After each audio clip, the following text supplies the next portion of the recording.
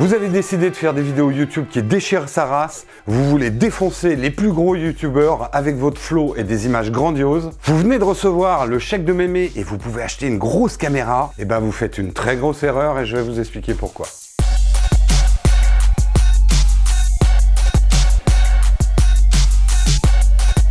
Salut tout le monde, on se retrouve pour une série de vidéos, parce que je sais pas combien je vais en faire, mais ces vidéos sont destinées à répondre à la question qu'on me pose le plus tous les jours, quelle caméra je dois choisir pour aller sur YouTube? Alors bien évidemment, on va pas parler de la règle numéro 1 avant de faire des vidéos sur YouTube, pensez d'abord à votre sujet avant de penser à la caméra. Parce qu'ici, on va parler de la forme, de l'image, du son, mais YouTube, c'est d'abord avoir une bonne idée d'émission. Parce que c'est vrai que la plateforme a bien changé. Il y a 5 ans, on pouvait débarquer avec une vieille caméra à bande, et ça passait si on avait un bon fond. Mais aujourd'hui, la forme, si vous voulez vraiment jouer le YouTube game, j'aime pas ce terme, mais c'est comme ça qu'on dit, il vous faut quand même une réalisation de qualité, et en tout cas, une image qui ne repousse pas les gens. Vous en êtes bien conscient, et c'est d'ailleurs, comme je vous l'ai dit, la question qu'on me pose le plus, quelle est la meilleure caméra pour faire du YouTube? Eh bien, ce que j'ai à vous dire aujourd'hui, c'est que vous ne vous posez pas du tout la bonne question. Parce que penser à acheter sa caméra en premier, c'est une erreur de débutant et c'est une erreur que j'ai faite aussi.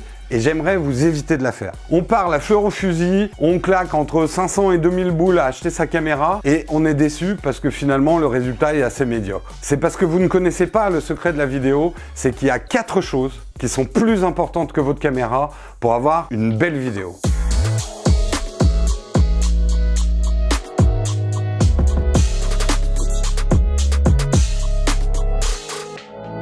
La première chose, la plus importante, c'est le son. Je sais, on vous le rabâche, mais c'est hyper important à comprendre. On fait de l'audiovisuel, et audio avant visuel. Sauf si, bien sûr, votre truc sur YouTube, c'est de faire du mime.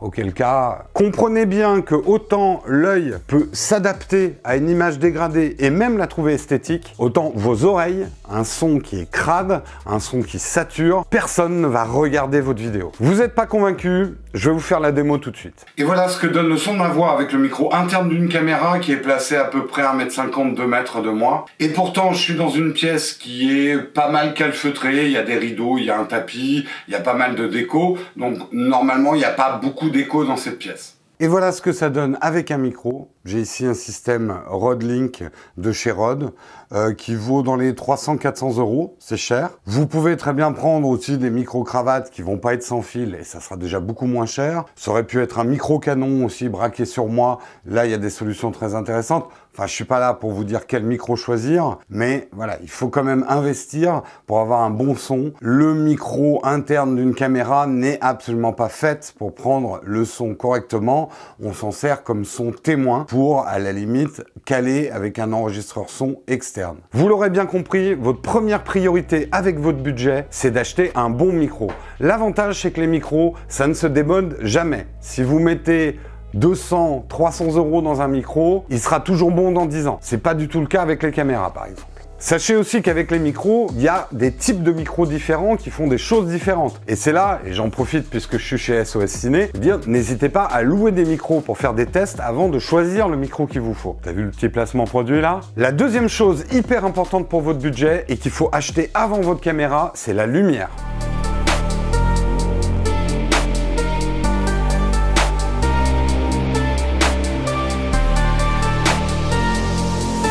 Une vidéo, c'est une succession de 25, 30, 60 photos secondes qui vous donne l'illusion du mouvement. Donc c'est une succession de petites photos que vous faites en vidéo. Et photographie, ça veut dire quoi? Ça veut dire peindre avec la lumière. C'est la lumière qui va faire votre image avant même tout le reste, avant votre caméra, avant votre optique. C'est la lumière qui va sculpter votre image. Alors là, on tourne un peu crûment, mais on a quand même mis un éclairage. Il n'est pas parfait, loin de là, mais je vous montre ce que ça donne si on éteint tout. Vous voyez, là, on a éteint 2 des 3 lumières. On a pourtant à peu près 5000 € de caméra entre les 2 GH5 et les objectifs.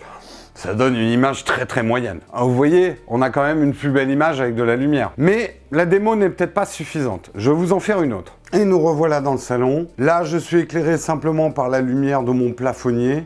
une ampoule jaune comme on en utilise tous dans nos foyers. C'est des lumières reposantes mais qui manquent cruellement de puissance. En plus, ça me fait des ombres assez dégueulasses sur le visage. Et surtout sur l'image, j'ai pas touché à l'ouverture, elle est toujours à 2.8. J'ai pas touché à la vitesse parce que je suis en vidéo et je touche pas à la vitesse. Par contre, j'ai dû booster les ISO, donc il y a forcément pas mal de grains qui remontent dans l'image. Mais le principal problème est plutôt que j'ai une image très plate, il n'y a pas de relief, c'est vraiment la lumière qui va apporter tout le relief, les contrastes à une image. Et voilà ce que donne une image filmée avec un smartphone qui, je donnerai pas la marque pour me fâcher avec personne, mais qui n'était pas franchement réputé pour ses qualités vidéo, loin de là, mais avec un éclairage conséquent, sans être foufou non plus, un vrai éclairage 3 points, une key light avec un diffuseur pour que ça soit un petit peu doux là, une petite fill light pour déboucher ici, et une petite backlight pour illuminer derrière et créer ce petit filet lumineux qui me détache du fond. Là, vous voyez comment un petit peu de lumière, un peu d'investissement dans la lumière, bah tout de suite, même filmé avec une caméra qui n'est pas fameuse, ça donne tout de suite une bonne image. Une bonne lumière, c'est pas facile à faire,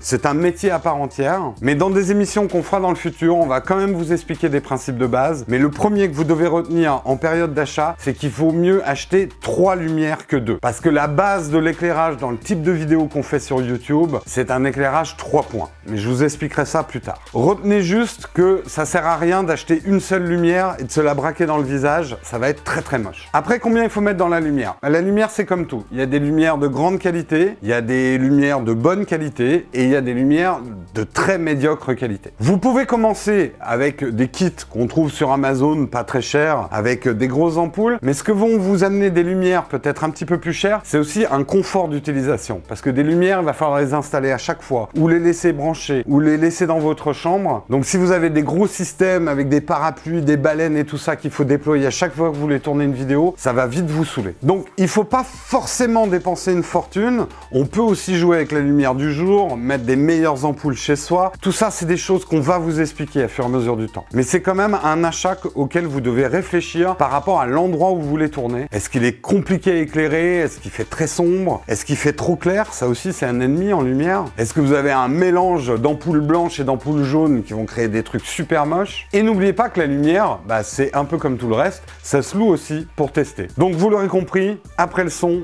pensez lumière. Là, vous allez me dire, bah Jérôme, il est peut-être temps d'acheter la caméra. Eh ben non, il va falloir encore claquer des sous pour 2 autres trucs super importants.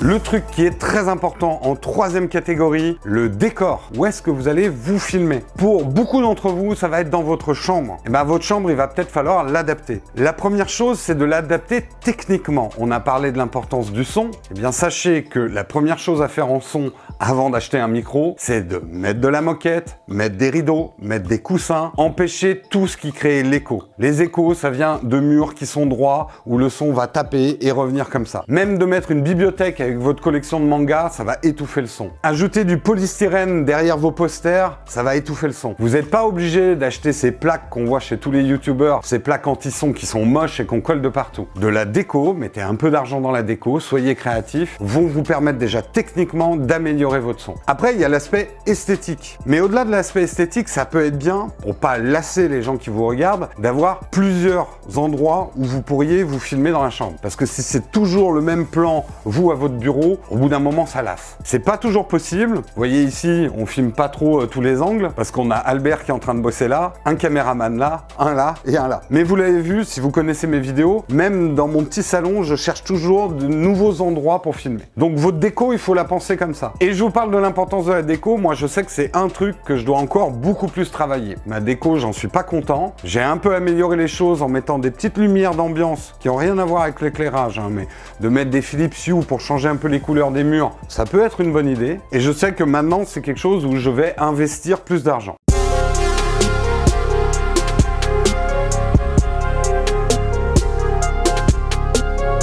Le quatrième et dernier achat avant d'acheter votre caméra, ça va pas concerner tout le monde. En fait, ça va concerner ceux qui achètent des boîtiers caméra, des appareils photo qui filment ou des caméras avec des objectifs interchangeables. Si vous achetez un caméscope où il y a déjà l'objectif dessus, cette partie vous concerne pas. Mais pour tous ceux qui achètent des appareils photo pour filmer ou des caméras à objectifs interchangeables, c'est beaucoup plus vos objectifs qui vont faire l'image que votre boîtier derrière. Et des objectifs, c'est comme les micros, c'est comme tout un tas de choses, on les choisit en fonction de ce qu'on a à filmer. N'allez pas prendre un 85 mm si chez vous c'est tout petit. Si vous habitez dans un appart immense, ne mettez pas du grand angle sous prétexte que tout le monde utilise des grands angles. Ou alors c'est vraiment pour faire une vidéo où vous êtes tout petit et tout déformé. Et un bon objectif, ça va toujours avoir une meilleure ouverture, une meilleure qualité optique que les objectifs qui sont livrés de base avec les appareils photo. Ça ne veut pas dire qu'il ne faut pas prendre l'objectif de kit, il vous servira pour tout un tas de choses, on expliquera ça plus tard. Mais commencez par exemple en prenant tout de suite un 50 mm avec une ouverture large. C'est un peu l'objectif ceinture bretelle qui vous servira pour tous vos portraits et qui aura de bien meilleures qualités optiques et qui mettra en valeur le boîtier que vous allez choisir derrière. Et je sais que la plupart d'entre vous sont obsédés par le bokeh, les flous en arrière, en avant-plan, les faibles profondeurs de champ. Ça ne se fait pas qu'avec des grandes ouvertures, ça se fait aussi avec des longueurs focales. Je vais pas tout vous expliquer parce que c'est une vidéo entière pour expliquer ça, mais retenez que vous obtiendrez à peu près le même type d'effet, voire mieux, si vous vous mettez plus loin, votre caméra plus loin, parce que vous avez de la place, avec une focale plus longue, même si elle ouvre pas autant que 1.8. Donc pensez bien à garder de l'argent dans votre budget pour acheter du bon verre. L'avantage des optiques, c'est que c'est comme les micros. Si vous achetez une bonne optique, elle vous suivra toute votre vie. Vous n'aurez pas besoin de la changer. Il y a bien sûr des innovations en termes d'optique, mais on utilise très régulièrement des optiques très anciennes pour produire des belles images encore aujourd'hui. N'hésitez pas, et je sais que cette règle va faire grincer des dents, mais j'ose la dire, n'hésitez pas à mettre plus d'argent dans vos objectifs que dans votre boîtier. Les boîtiers, ça se démode en 2 à 4 ans. Un objectif, ça se démode jamais. C'est des bons investissements. Et on en profite, puisqu'on a SOS Ciné et que ici, vous pouvez louer des objectifs. Si vous avez l'occasion, louez des objectifs. Ça va vous permettre de tester des différentes longueurs focales, voir comment votre visage réagit, parce que le mythe qu'une caméra, ça grossit de 10 kg, ça dépend complètement de la longueur focale que vous choisissez. Et puis, une fois que vous avez trouvé la bonne longueur qu'il vous faut, là, vous pouvez l'acheter. Bon, puis là, c'est bon. Vous avez acheté tout le reste, vous n'avez plus d'argent, c'est le moment de vous acheter un boîtier.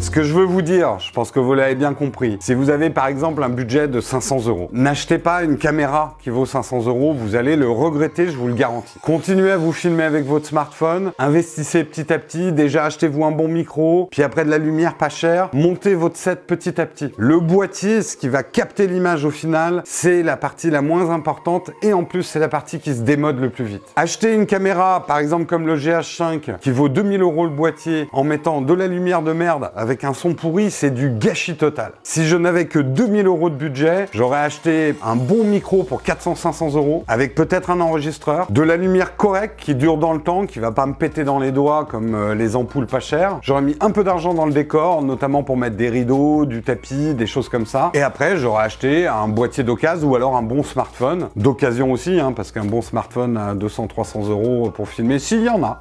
En tout cas, moi, c'est mon conseil d'investissement. Vous faites ce que vous voulez, mais tous les youtubeurs à qui vous en parlez, ils ont fait la même erreur. Ils ont d'abord acheté la caméra, ils l'ont un petit peu regretté derrière. Pour la plupart, on n'a pas fait des écoles de ciné, on nous a jamais appris comment faire une belle image, et c'est pour ça que on essaie de vous le transmettre. Pour le choix du boîtier et les autres choix de caméra, il y aura d'autres vidéos. J'ai pas voulu vous faire des trop gros morceaux à digérer, mais retenez bien ce que je vous ai dit quand même aujourd'hui en termes d'investissement. On en profite quand même pour parler de notre sponsor, SOS Ciné, ça tombe bien, on a parlé de location. Si vous utilisez le code promo SOS Shoot, vous aurez 5% de réduction sur l'ensemble des locations. C'est ça, Albert? C'est ça, ouais, mais pas les Red et pas les Alexa. Alors, pas les Red et pas les Alexa. Mais bon, on n'en est pas encore là. Sur ce, je vous quitte. Vous n'oubliez pas, les petits pouces, le petit Tipeee, et shootez bien.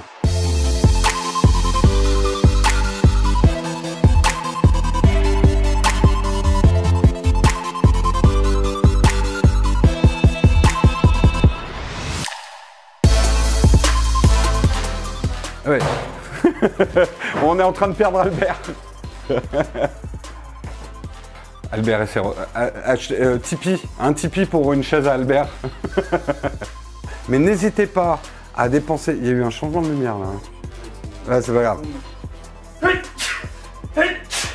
Tes souhaits.